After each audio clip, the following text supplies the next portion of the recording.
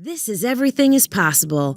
My name is Ashlee Greer, and I help you live a life you love. Hey, so today we're going to be talking about the fact that you can't be yourself and be self-conscious. That's right. If you are self-conscious, you're not totally being yourself. Now, what the heck do I mean by that?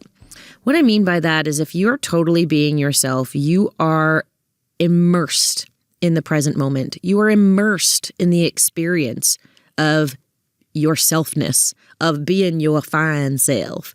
You are totally jamming with yourself, right? Think about a time when you felt like your most selfie self, like when you felt most like yourself. Perhaps you were singing in front of a crowd, or maybe you were, having sex with your partner, or maybe you were being really silly and dancing around the kitchen with your kids. Now take a minute and think. Were you self-conscious? Were you standing outside of yourself, judging who you were and what you were doing? Hell no, of course you weren't. You were in the moment. You were totally dancing that silly dance to, Baby Shark or whatever with your kids. You were totally enjoying the pleasure of being intimate with your partner. You were totally jamming out to Living on a Prayer in front of the crowd at karaoke. You weren't all up in your head telling yourself, what am I doing? Oh my gosh, I need to be afraid. You see, that's what self-consciousness is. Self-consciousness is consciousness of the self. It's standing outside of yourself, looking from the outside and judging yourself. It's looking at yourself saying, I'm not sure if I should do that. I'm not sure if that's a good idea. I'm not sure if this is the best thing that I should do.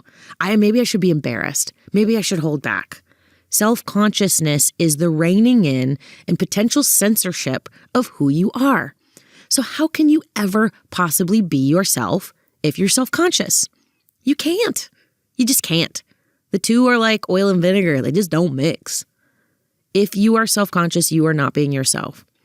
The flip side of this, the more blunt, really abrasive way to say this is if you are self-conscious, you're actually being fake. I know that can be a bit of a slap in the face, but it's totally true. If you're self-conscious and you feel as though you're constantly examining what you're doing, wondering if it's good enough, wondering if it's up to snuff, if you're worthy, if you're deserving, or what other people think of you, or, if you should be embarrassed or if you should hold back, you are being inauthentic. You're not being true to who you are, which is fake. It's not real. It's not the real you. The real you gets to let down her hair and be silly and be inappropriate and be the sexual dynamo or be the total prude or be, quiet or be loud or laugh at the top of her lungs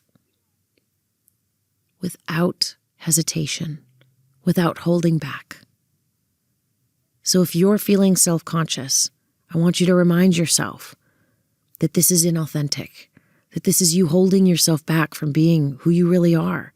This is you holding yourself back from being successful.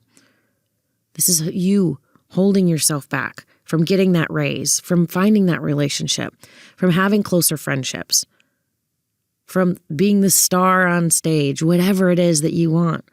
Because your success comes through your authenticity. Your success comes from the courage to be yourself. You can do it. I believe in you.